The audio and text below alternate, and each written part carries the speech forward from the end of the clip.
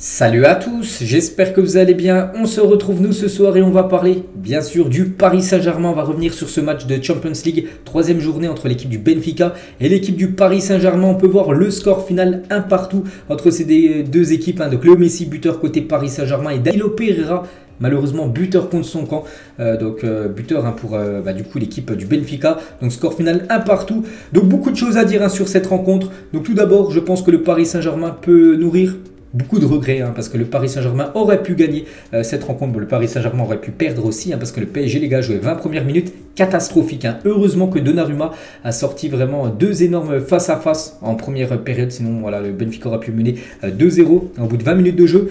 Donc après, voilà, on a laissé, on va dire, passer l'orage du Benfica. Donc après, Léo Messi, magnifique but. Une combinaison en plus avec la M&M, magnifique but de Léo Messi. Puis après, la donne a changé. Vraiment, le Paris Saint-Germain a le monopole du ballon. Le PSG faisait un taureau avec les joueurs du Benfica, ils n'arrivaient plus du tout toucher le ballon. Mais bon, on ne tirait pas assez, il n'y avait quasiment aucune frappe, donc on n'a pas été trop dangereux. Donc voilà, globalement, la première mi-temps et la deuxième mi-temps a été dominée globalement par l'équipe du Paris Saint-Germain qui a beaucoup tiré. L'équipe du Benfica, c'était quasiment enfin, ils ont quasiment que défendu à la deuxième période, mais ils ont attaqué 3 ou 4 fois, et à chaque fois qu'ils ont attaqué, ils nous ont mis quand même en danger.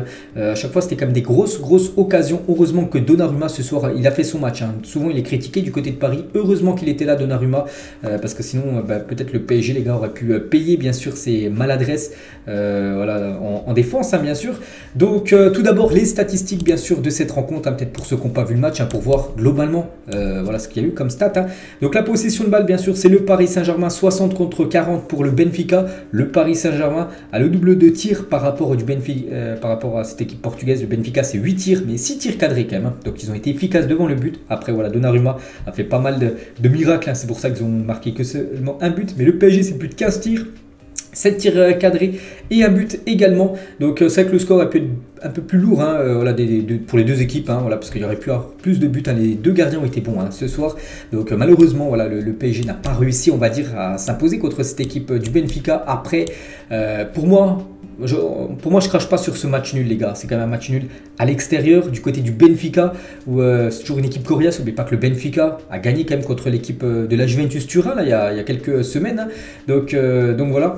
Et le PSG, là aussi, une donnée à prendre en compte. Maintenant, ils recevront mardi prochain cette équipe du Benfica et au Parc des Princes, devant les supporters parisiens. Je pense que la magie peut opérer. Et j'espère, de toute façon, il faudra absolument s'imposer contre le Benfica. Parce qu'on va regarder rapidement le classement, les gars. Pourquoi il faut absolument s'imposer? Parce que le PSG Benfica 7 points, la Juventus 3 points, la Juventus s'est imposée 3 contre Maccabi Haïfa ce soir. Donc le Paris Saint-Germain, il joue contre le Benfica. Et n'oubliez pas que c'est par rapport à s'il y a ex aequo, on va dire, à la fin de cette Ligue des Champions, c'est pas par rapport à la différence de but, c'est par rapport à la confrontation directe. Donc s'il y a eu match nul lors du match aller et le PSG s'impose au match retour et les deux équipes sont à 10 points, on va dire, à la fin de la poule de Champions League, ça sera le PSG qui sera devant le Benfica. N'oubliez pas que le PSG ira du côté de Turin, alors que le Benfica a déjà joué du côté de Turin, ils se sont imposés.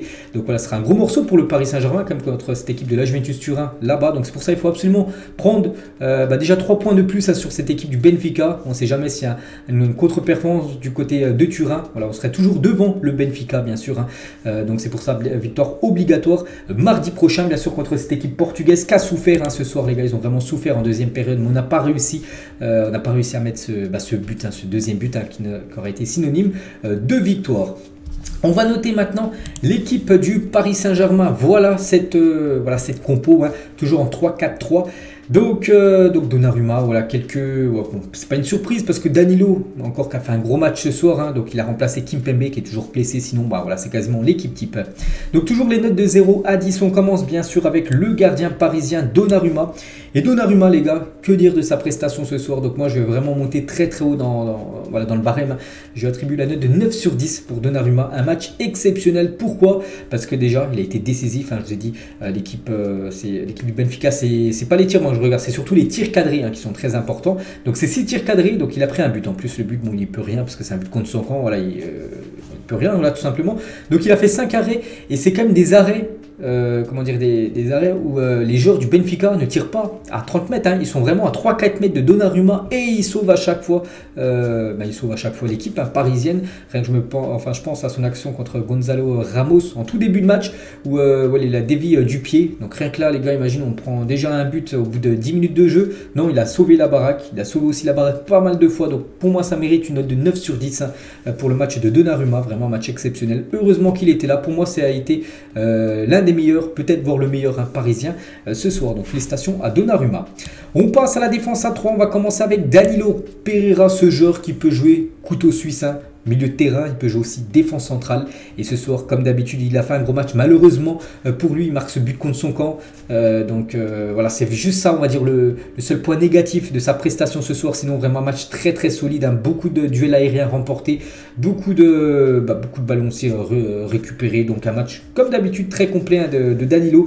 Donc j'ai attribué la note de 7 sur 10. Il n'aurait pas marqué ce but contre son camp, j'aurais attribué la note de 8. Mais bon, voilà, vu que c'est comme lui qui marque le but contre son camp. Bon, malheureusement, le ballon, ça lui touche la poitrine, ça va au fond des filets. Voilà, c'est comme ça. Donc une note de 7, un bon match de sa part, hein, pour Danilo Pereira.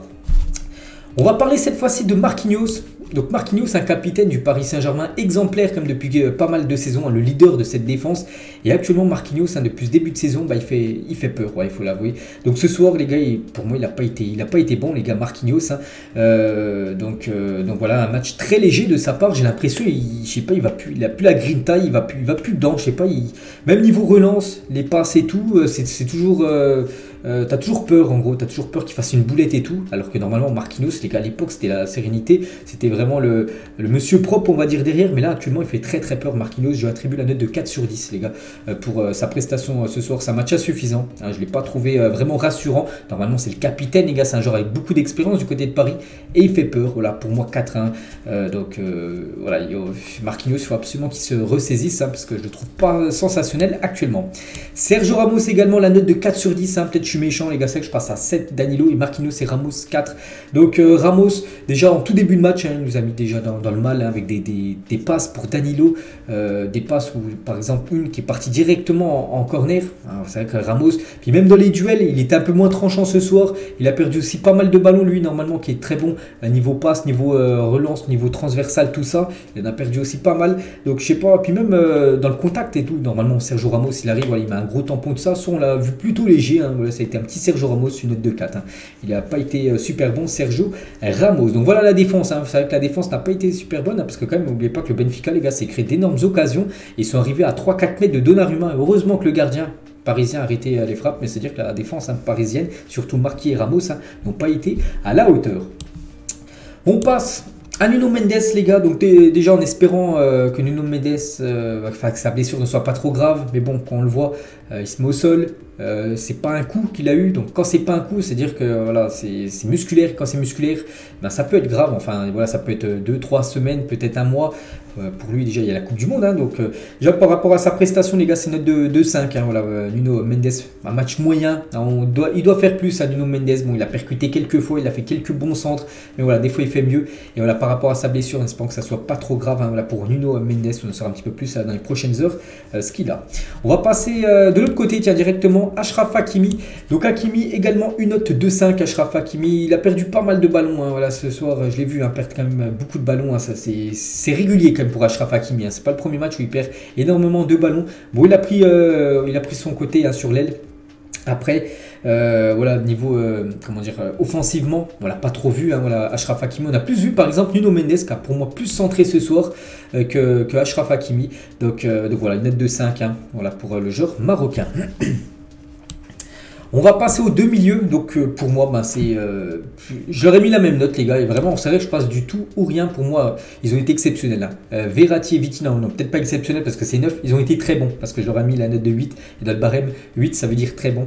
Donc Verratti, très bon. Vitinha, très bon. Donc Vitinha, les gars, c'est tout simplement Marco Verratti bis. Même si je trouve quand même Marco Verratti au-dessus de Vitinha. Mais même Vitinha, les gars, c'est du très très haut niveau. Donc voilà, vraiment un très bon match de la part des deux. Beaucoup de déjà de ballons touchés, je pense qu'ils ont touché à U2 plus de 200, 200, 230, 240 ballons touchés, à U2 bien sûr combinés.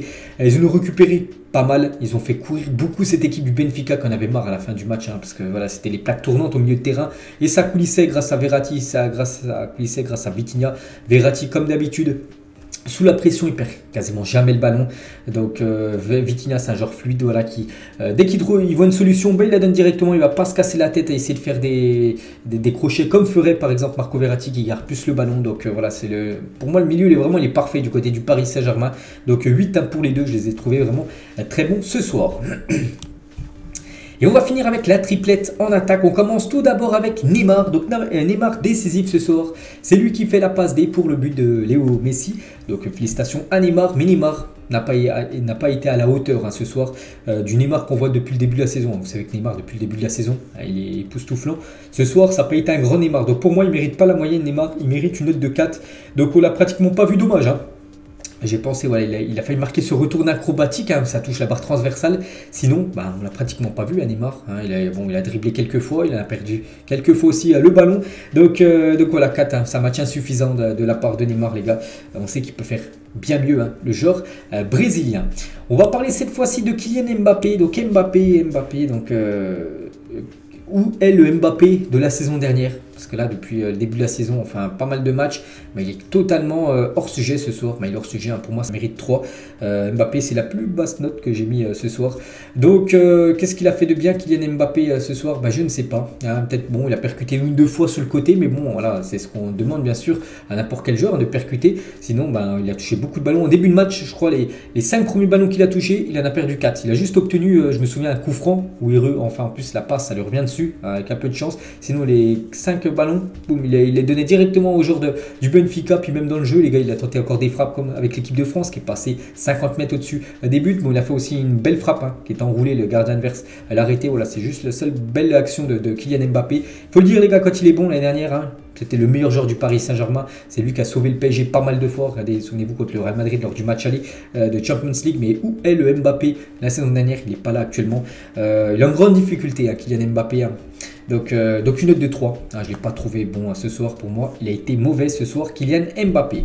Et on finit avec Léo Messi, les gars. Donc lui, Messi, il a été bon ce soir. Donc c'est une note de 7 pour Léo Messi. Buteur, Léo Messi, magnifique but. Un but comme il sait faire, enroulé, qui est parti. Bon, peut-être pas en pleine lucarne parce qu'elle a redescendu après le ballon. Mais bon, ça fait but. Puis même dans le jeu, les gars, Léo Messi, pas mal de crochets. Tu sens que là, il est en condition. Il retrouve son niveau qu'il avait quand même il y a peut-être 2-3 ans. Peut-être pas le niveau de 2012-2013 où il était au top de sa carrière. Mais voilà, il y a quelques années, il retrouve ce niveau où il est très bon. N'oubliez pas quand même qu'il a de l'âge. Léo Messi est vraiment très belle prestation de sa part. Donc voilà, 7. Il est sorti, les gars, à la fin. Moi, je pensais que Galtier le faisait sortir pour le faire souffler. Je me suis dit, non, mais tu fais sortir Mbappé, à la limite Neymar, mais pas Léo Messi. Et je crois qu'en fait, c'est parce qu'il est blessé. Donc voilà, si il est blessé, il vaut mieux bien sûr le sortir pour le préserver pour les prochains matchs. C'est pas sûr qu'il soit là contre Reims. Donc en espérant que ça soit pas trop grave. Lui et bien sûr Nuno Mendes, on va attendre les prochaines heures pour voir ce qu'ils ont. Donc Messi, les gars, une note de 7. Ça a été le seul à la hauteur parmi le trio offensif ce soir parisien. Donc voilà, je pense avoir été complet. Une petite info aussi, les gars, concernant l'attaque du Paris Saint-Germain. Je pense que le Paris Saint-Germain doit recruter un numéro 9. Par exemple, voilà, parce que Mbappé, c'est pas un joueur de surface, les gars. Il faut un renard. Par exemple, un Edinson Cavani, souvenez-vous, parce que le PSG quand même centre souvent. Et par exemple, un Edinson Cavani qui marquait souvent des buts de la tête. Actuellement, on voit pas Mbappé, il marquera pas des buts de la tête parce que voilà, il est pas bon dans le jeu aérien. Il faut que le PSG, les gars, recrute un numéro 9 voilà, pour mettre dans cette équipe. Et voilà, peut-être Mbappé après, peut-être aura un autre rôle parce que ce poste de numéro 9 pour Mbappé, pour moi, c'est pas son poste. Pour moi, je le verrais plus sur le côté. Voilà. Après, tu peux mettre un dispositif avec un nouveau numéro 9, je sais pas. Après, tu peux mettre Léo Messi en numéro 10, Neymar côté gauche et Mbappé côté droit. Voilà, ça peut être un 4 fantastique, mais c'est vrai que le PSG doit recruter, je pense, un numéro 9. Voilà, avoir un renard de surface, un buteur dans cette équipe, malgré que Mbappé marque des buts, tout ça. Mais il faut vraiment un numéro 9 de métier, on va dire, dans cette équipe parisienne pour que l'équipe soit encore plus complète qu'actuellement. Donc les tops, les gars, j'ai dit, donc Donnarumma, bien sûr, Donnarumma, Verratti, Vitinha et Léo Messi, bien sûr, Danilo. Voilà, j'en mets 5. Et les flops, hein, Kylian Mbappé, le plus gros flop. Hein. Bon, Marquis, Ramos et Neymar aussi, hein, ça a été très décevant. C'est vrai qu'il y en a 5 qui ont été très bons et les autres ont été très décevants. Donc il n'y a plus trop de juste milieu ce soir parmi les joueurs parisiens. Donc voilà les gars, je pense avoir tout dit sur ce Benfica Paris Saint-Germain. J'espère que ça vous a plu. On se retrouve nous demain les gars, pour une vidéo concernant sur tout ce qui s'est passé sur le match. On se retrouve aussi samedi après le match contre l'équipe de Reims, et mardi prochain les gars on parlera du match retour. Je ferai également bien sûr le débrief de cette rencontre. Allez, moi je vous laisse, bonne soirée à vous et à plus tard.